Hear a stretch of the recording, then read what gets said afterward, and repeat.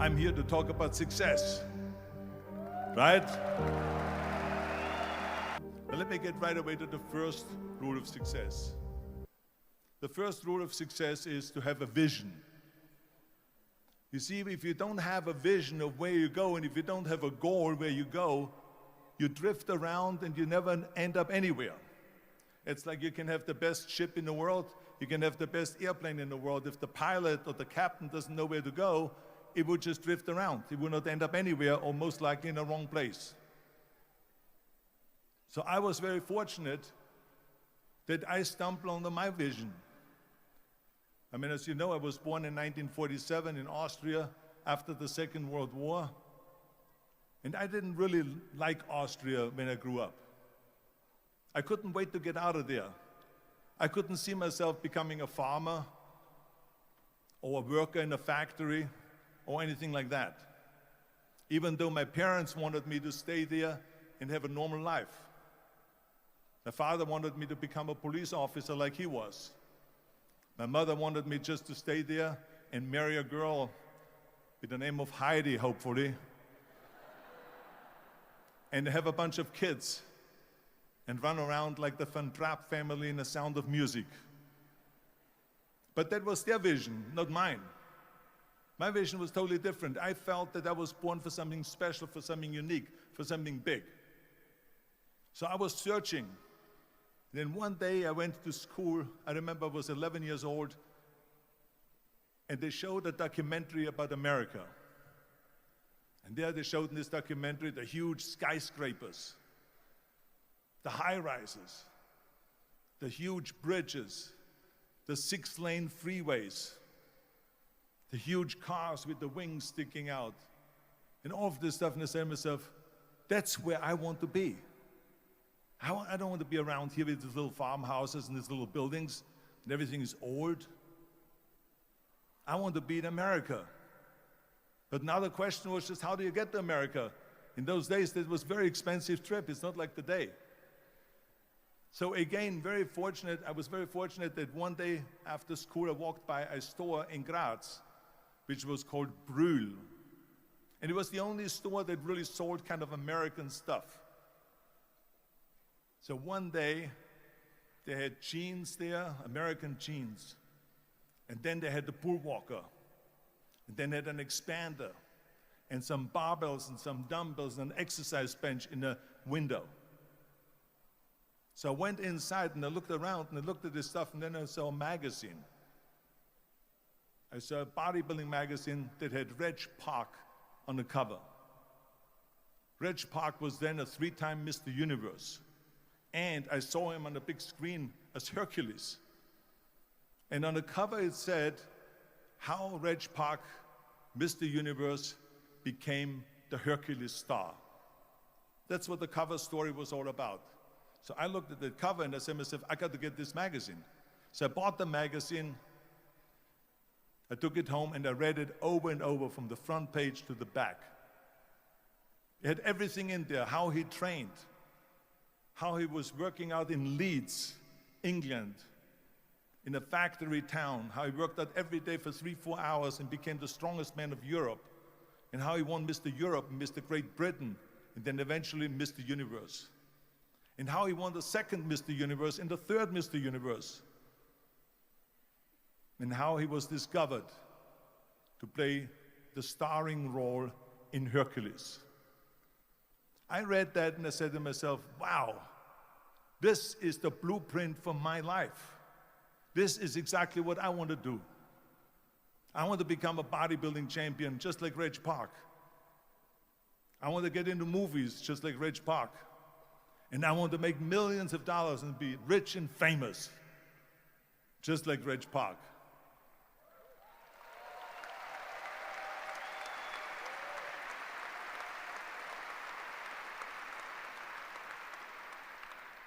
Do you know how great it felt that I knew where I was going? Imagine the majority of people don't know where they're going. I knew where I was going, that I'm going to become this bodybuilding champion just like him. So it was just a question of how do you do it? I was so relieved Because when you have a goal, when you have a vision, everything becomes easy. Because remember that in America, for instance, when you study, you will see the percentage of people that like their jobs. 74% hate their job in America. Now, there is not much different when you come to Europe. The majority of people don't like what they're doing because they're really not doing it because they didn't have a goal and they followed this goal. They just aimlessly drift around, and then all of a sudden there's a job opening, so they get that job because you have to work. But then when you work, it's a chore. It's work. It's not fun. So if you think about only a quarter of the people really enjoy what they're doing in life, that is unbelievable if you think about it. So I felt so blessed that I knew what I was doing. It's like a medical student that studies and knows he wants to become a doctor. You know where to go. So I knew where to go. So people always ask me, when they saw me in the gym in the pumping iron days, they say, why is it that you're working out so hard? 5 hours a day, 6 hours a day, and you have always a smile on your face. The others are working out just as hard as you do, and they look sour in the face. Why is that? And I told people all the time, I said, because to me, I'm shooting for a goal. In front of me is the Mr. Universe title. So every rep that I do gets me closer to accomplishing that goal, to make this goal, this vision turn into reality. Every single set that I do, every repetition, every weight that I lift will get me a step closer to turn this goal into reality. So I couldn't wait to do another 500-pound squat. I couldn't wait to do another 500-pound bench press. I couldn't wait to do another 2,000 reps of sit-ups. I couldn't wait for the next exercise, for the next half hour of posing and all the kind of things that you have to do to be a champion.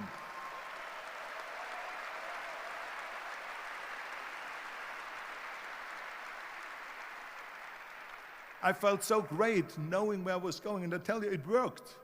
I mean, think about it. And I was just not visualizing just my exercise, but I was really lifting the trophy over my head. That's what I was thinking about. And with the age of 20, I went to London and I won the Mr. Universe contest as the youngest Mr. Universe ever. And it was because I had a goal.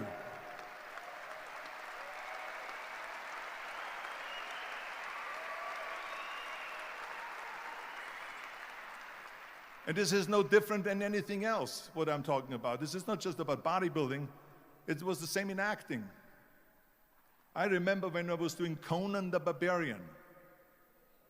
I was crawling on the rocks with a sword in my arm, crawling on all four. And of course, being that it's Conan, I didn't have clothes on or anything like that, right? So I was kind of, my knees were bare, my elbows were bare and everything else, and I'm crawling on the rocks. So after 10 takes, my elbows were bleeding and my knees were bleeding. And the director came to me and he said, Arnold, I'm so sorry that you have to go through this, but we need one more take, a close-up of you crawling with the sword towards the camera. Can you handle one more take? And I said to him, I don't know what you're talking about. He says, I'm totally fine. He says, but you're bleeding. I said, because I don't feel it, because I can visualize what the scene will look like in a film. And I'm so excited about this scene.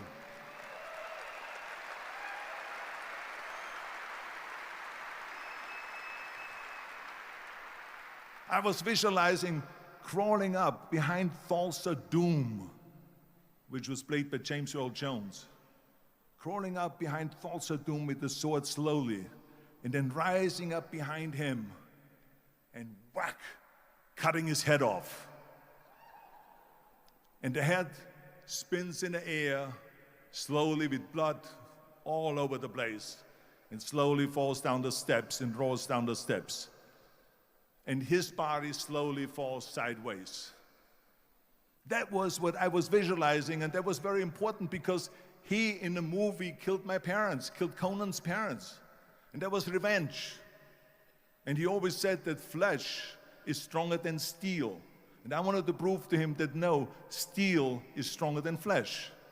And so I had this in my mind. And so this is why it didn't matter if I had to do another 50 takes or 100 takes, no matter how much I bleed on my elbows or my knees. I saw that vision of the perfect scene, and it was an important scene, and I would do it over and over again until we got it.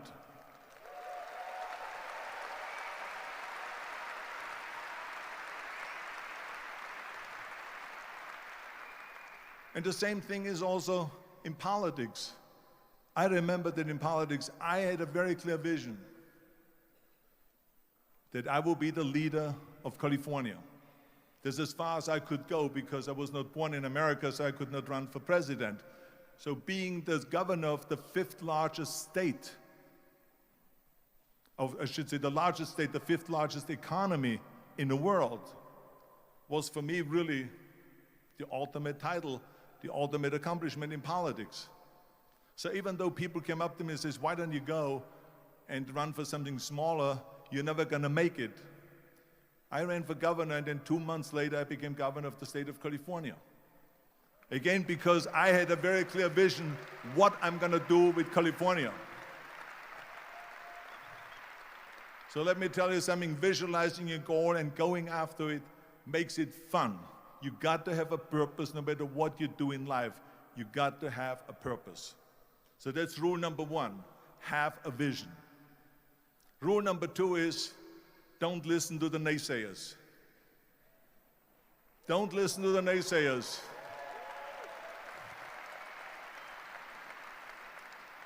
Everything I ever did, the thing that I heard out of people's mouth was, that's impossible. That can't be done. Or no.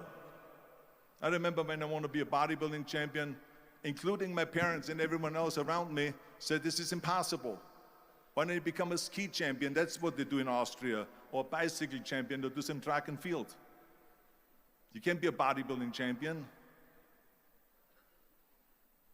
That is exactly what I heard, and of course I proved to the people that it can't be done. So whenever someone said to me, it can't be done, I heard it can be done. When they said no, I heard yes. And when they said it's impossible, I heard it is possible. Because I am a strong believer.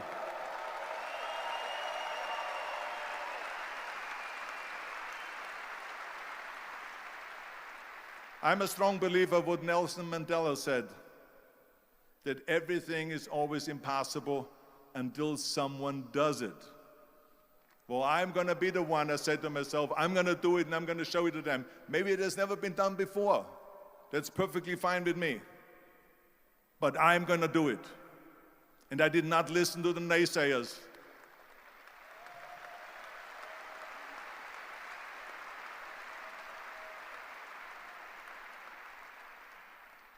The same was also when I went into, not just in bodybuilding, they said no.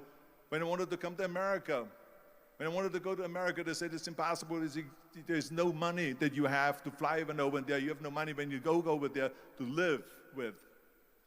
And what do you think, they're going to wait for you? They have plenty of big bodybuilders over there. It was all no, no, and it can't be done, it's impossible. And I remember then that the same thing happened also when I went into the show business. Can you imagine, I was now a bodybuilder, I weighed 250 pounds, I was Mr. Olympia 6 times, I was Mr. Universe 5 times, and Mr. World and Mr. International. I won 13 World Bodybuilding Championships altogether, and now I said to the agent, the Hollywood agent, I want to get into movies. He said,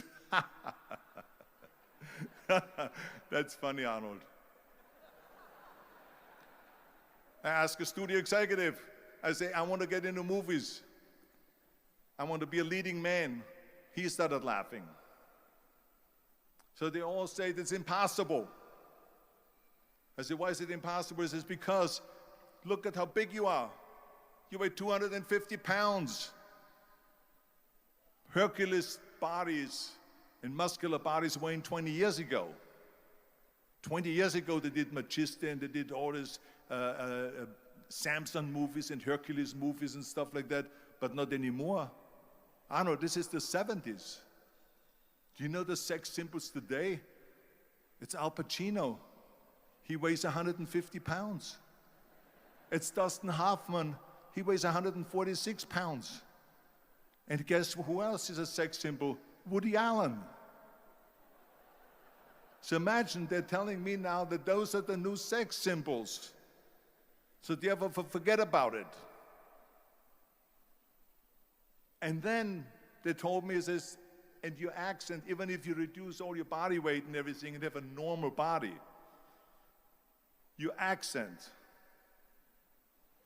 I said, your accent, I mean, it will go give people goosebumps.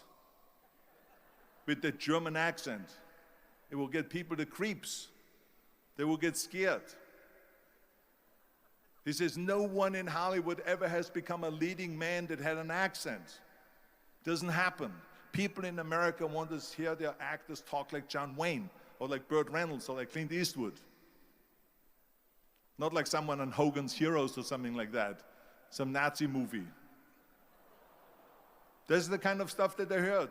They said, no, you see, it's impossible. And plus your name who can pronounce Schwarzenegger or something like that. No one can pronounce that, so forget about it, Arnold. This is the kind of thing that I heard. Imagine, you go from studio executive to studio executive, from agent to agent, from manager to manager, and they all said exactly the same thing. Now that's very encouraging, isn't it? But you know something? I didn't give a shit. I didn't.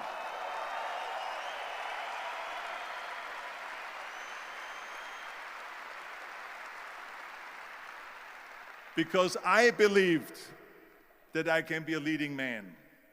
I believed that I could be another Clint Eastwood, or another Burt Reynolds, or another Warren Beatty, or whatever those characters were, Charles Bronson, and so on. I believed that I could be those people. I said, there's enough room on that ladder that I can fit up there.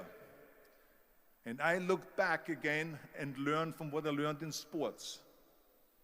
In my case, in bodybuilding. It's all about the hard work that you put in. I said to myself, in bodybuilding, I worked out 5-6 hours a day. I'm going to do the same thing now for acting. And of course, I went to college to study English. I studied voice, accent removal, acting classes, and all of this stuff, all day long. I worked and I worked and I worked. And within a short period of time, I made one movie called Hercules in New York, which of course went right into the toilet.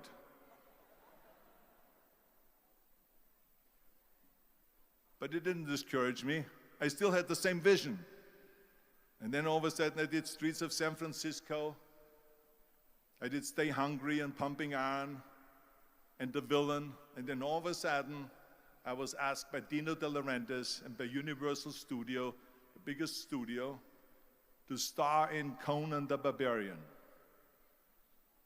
And after I did Conan the Barbarian, the director at the press conference said to the press,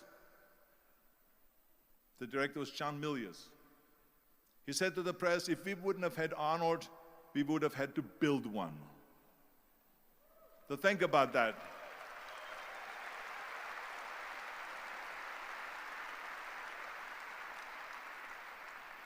The very body that they said can never be sold because the time is wrong. A few years later, I'm doing Conan the Barbarian, and it was the #1 hit at the box office when it came out in the summer of '82. Think about that. And the director says, if we wouldn't have had his body, we would have had to build one. So all of a sudden, my body became an asset, not a liability. And the same thing was with Terminator. After we were finished filming Terminator, Jim Cameron said to the press, if Arnold wouldn't have had that accent and talked like a machine, I think the movie wouldn't have worked. So think about that. The body and the accent that they attacked was an asset.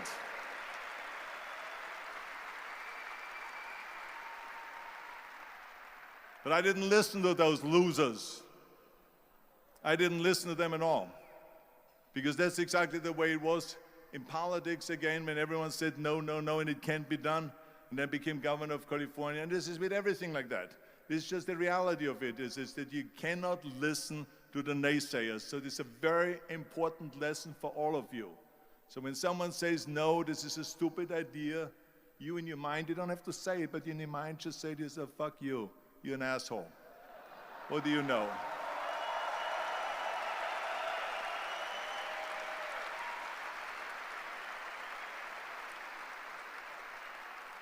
If I would have listened to the naysayers, from bodybuilding to show business to politics, I would not be standing here today talking to you.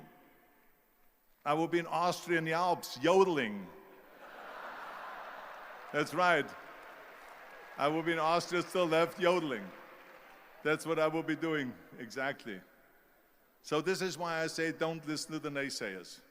And the next thing, the third point that I'm going to make to you is, before we sit down with Jürgen and talk about the rest of the three, is work your ass off. There is no magic pill.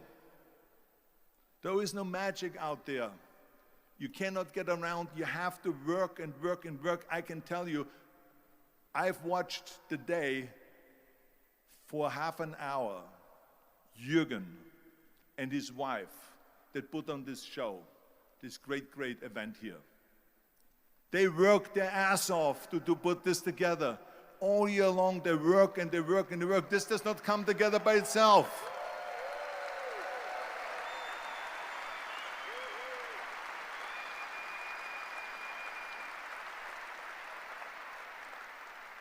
For half an hour, they were running around and making phone calls and doing this and that and talking to their aides and make sure this is happening, make sure there's the water out there. Talking about water, love water. Make sure of this and make sure of that and all that stuff. So it's work. And it drives me crazy when people say they don't have enough time to go to the gym for 45 minutes a day and work out. Or to do something for 45 minutes to an hour a day to improve. If it is physically improve or if it is mentally to improve. Imagine you read 1 hour a day about history. How much you will learn after 365 hours in 1 year. Think about if you study about the history of musicians, of composers, how much you would know. Imagine if you would work on a business, on some business that you want to develop every day for an hour. Imagine how further along you will go and get. So it drives me nuts because we have, when people say we don't have the time, we have 24 hours a day. We sleep 6 hours a day, so that gives you still 18 hours. Now there's someone shaking their head out here in front. They say probably, I don't sleep 6 hours, I sleep 8 hours, right? Or just sleep faster.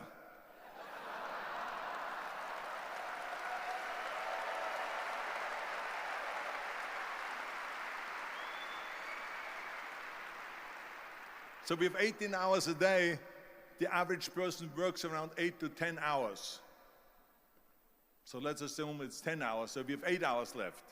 Then you travel around an hour a day, maybe 2 hours a day. So now you have still 6 hours left.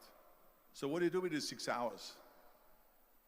What do you do with these 6 hours? Then we eat a little bit, then we schmooze a little bit, talk a little bit to people and all that stuff. But you can see how much time there is available if you organize your day. So you got to work hard. I mean, let me tell you something. When I went to America, I went to college. I went and worked out 5 hours a day.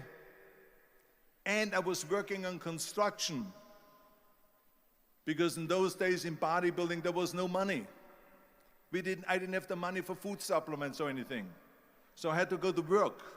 So I worked on construction. I went to college. I worked out in the gym. And at night, from 8 o'clock at night to 12 midnight, I went to acting class 4 times a week.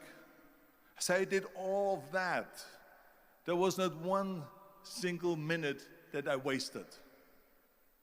And this is why I'm standing here today.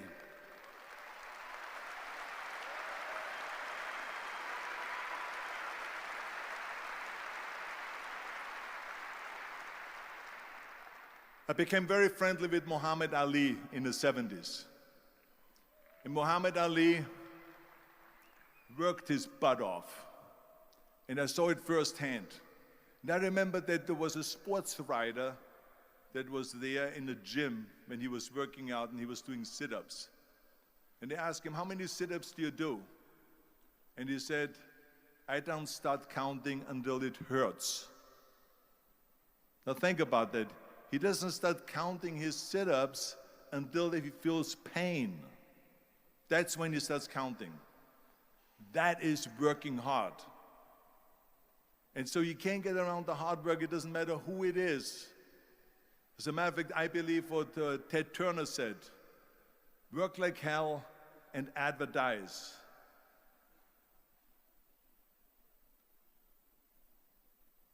You get it? Work like hell, go to bed, and early to rise, work like hell and advertise. So you work your ass off, and then you let the world know about your work. That's what it is all about. Let people know. If you have a company, if you have a movie, if you do a sports, work your ass off, but then advertise and let everyone know. I hate Plan B. And I tell you why. Because we have so many doubters, as I've said earlier, the no-sayers. We have so many of those people that say no, and you can't do it, it's impossible. That is okay, because we just turn off, as I said earlier, and we listen and we hear the no being a yes. You can't do it, you can do it, and all of that. So that is possible to do that amongst all the negative people around you. But when you start doubting yourself, that's very dangerous. Because now what you're basically saying is that if my plan doesn't work, I have a fallback plan, I have a plan B. And that means that you start thinking about plan B, and every thought that you put into plan B, you're taking away now that thought and that energy from plan A.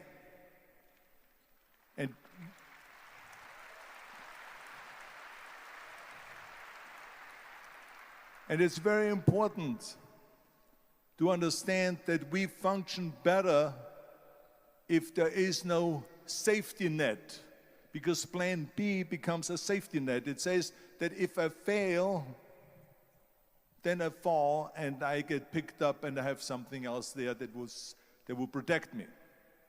And that's not good, because people perform better when there's no safety net.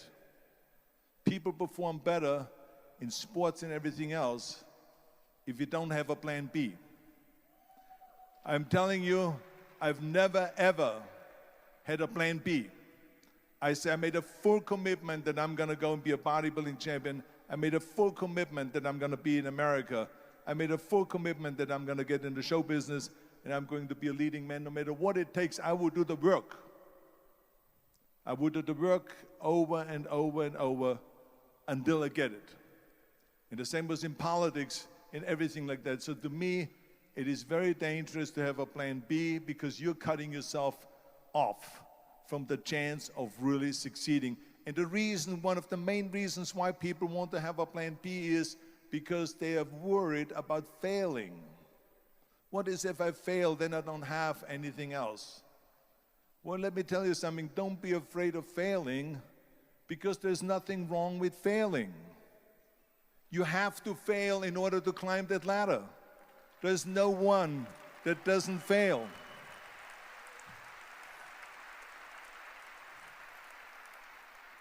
Michael Jordan said in one of his interviews, when they said, "You're unbelievable, you're the greatest basketball player of all times. I mean, tell me about that." And he says, "Well, you're just mentioning the successes." But he says, "For me to become the greatest basketball player, I missed 9,000 shots when I was playing basketball at the NBA games." So during these games that he was so successful, he missed 9,000 shots. Does it make him a failure? No. He's one of the greatest basketball players of all times, but he failed 9,000 times. Do you get it? We all fail. It's okay.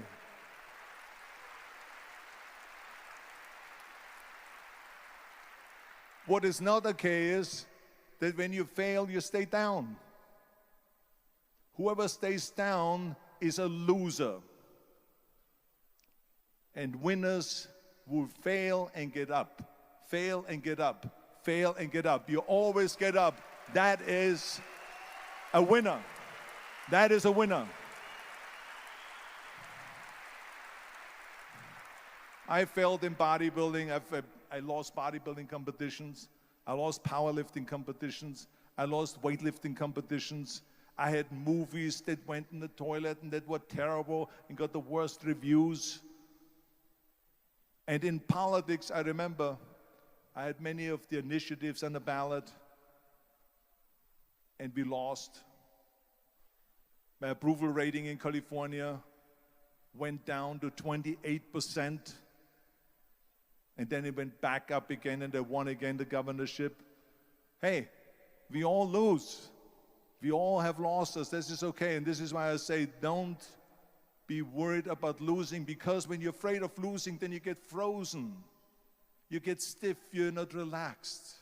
You got to be, in order to perform well in anything, if it's in boxing or if it is on your job or with your thinking, is only happening when you relax. So relax. It's okay to fail. Let's just go all out and give it everything that you got. That's what it is all about. So don't be afraid to fail.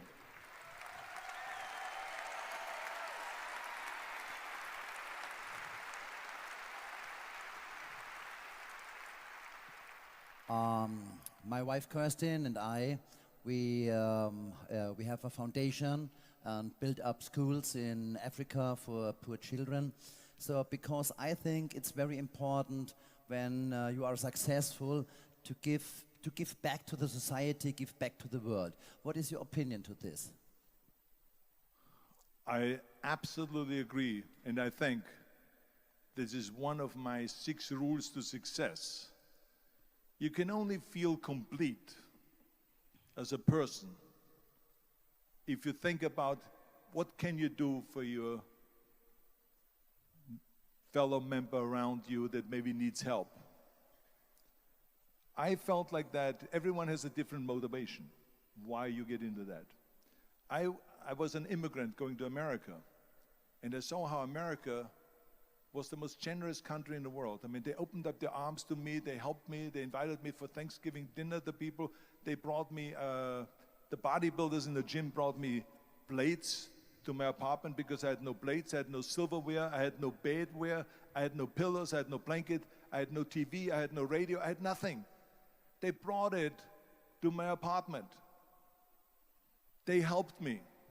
And I saw that firsthand, this generosity in America.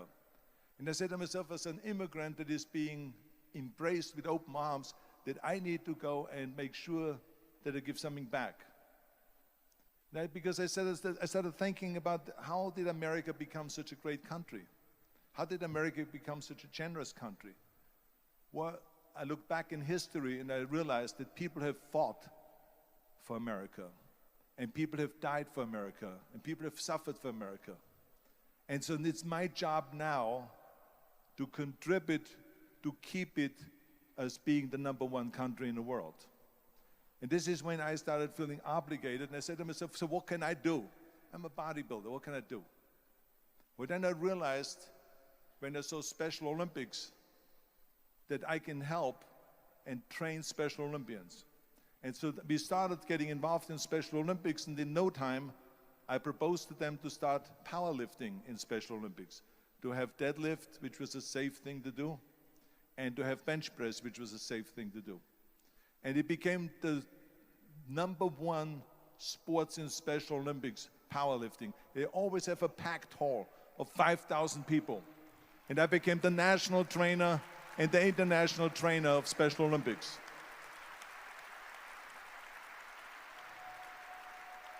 And I tell you, I felt so good. I felt better than winning a bodybuilding competition, going to one of their competitions and seeing 100 of those athletes from all over the world competing in powerlifting and being happy and being included and being felt that they're equal to all of us. It was the most unbelievable feeling, and this is why I got so excited about it that then after that, I started, going around to military bases in America and training our military personnel. Because in those days, bodybuilding and weight training wasn't popular. Now it is. Now when you go to Iraq, to Baghdad or somewhere like that, and you see the American soldiers train, they have the biggest facilities. It's like this dome here.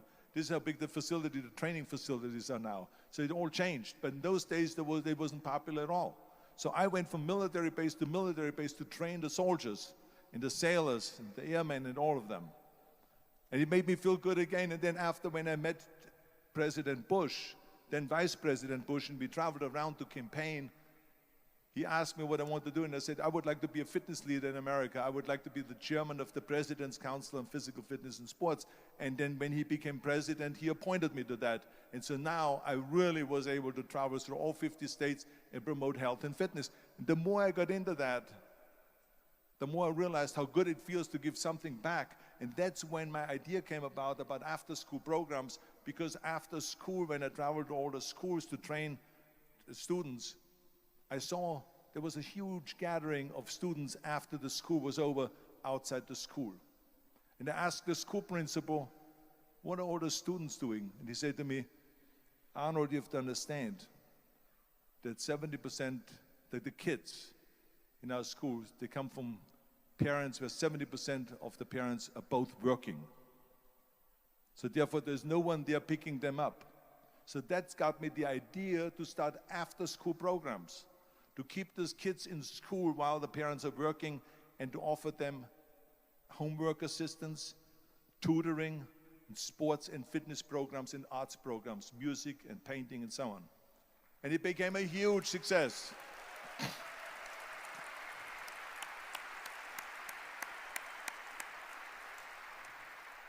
So as you know, it becomes addictive. So it becomes addictive. So then when they became very successful, now we have after-school programs all over the United States. Then, of course, when 2003 happened, where there was a governor's race in California, I said to myself, now is my chance to jump in there and to really give everything.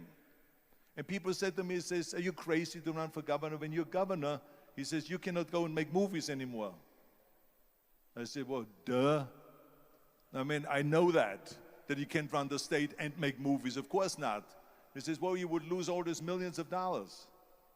I mean, you're getting 20, 25, 30 million dollars a movie, you will lose that. I say, I don't care. I say, all the money that I made is because of America. My success is because of America. Everything that I've accomplished is because of America. I say, so for me now to give something back for 7 years and not to make money makes no difference to me. I say, I'm going to do it. And I jumped in the end of the race and did it. And let me tell you something. I'm not poor because those 7 years I didn't get paid. I'm perfectly fine. And it made me feel good that I could give back to America.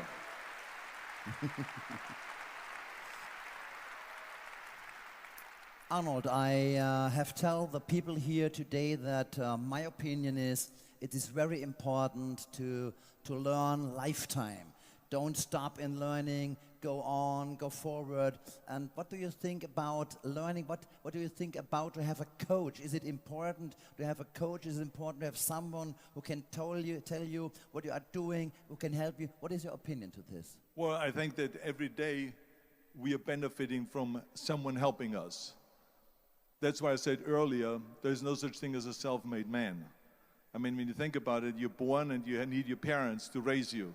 You need your teachers to teach you. You need your coaches to do sports. And so when I think about back of the people that helped me, as a matter of fact, one person, where's my friend here, Albert Busek? Is he sitting here somewhere? Where is he sitting? Albert Busek, come on out here for a second. Come on out here for a second.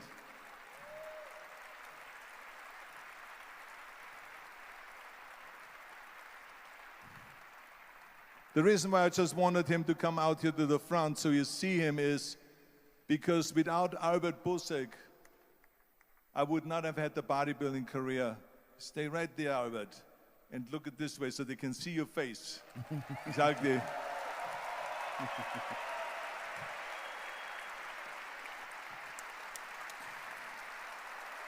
Albert Busek was the one, for instance, just to give you an example, out of the thousands and thousands of people that helped me, Albert Busek was one of them that helped me to translate into English so I could fill out my entry form for the Mr. Universe contest. And then he flew with me to London to the Mr. Universe contest. He gave me the opportunity to come to Munich and to be the trainer in a gymnasium on the Schillerstraße 36. It was a fantastic gymnasium. He was an extraordinary friend that took thousands and thousands of pictures since then and helped me in every one of the competitions and everything, was a huge supporter. But this is the kind of people that you need. We need help. We need help.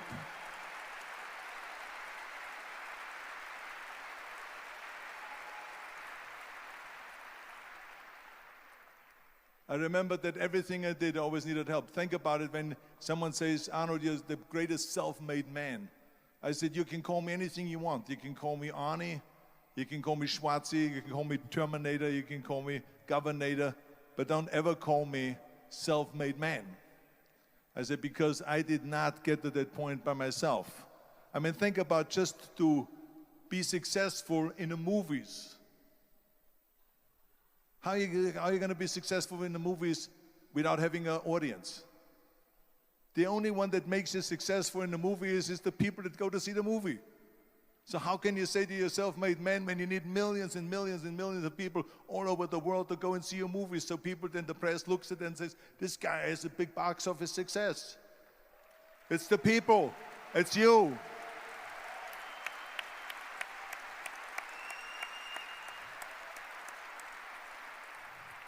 Imagine if Jürgen and I both think that we're self-made people and this hall right now is empty. No one here. Do you think this will be a successful conference? No. Who makes it successful is not him and me. We are just one little molecule that is added to the equation. But you are the ones that make this conference a successful conference. So thank you, all of you, for being here today. You are the ones that is making it big.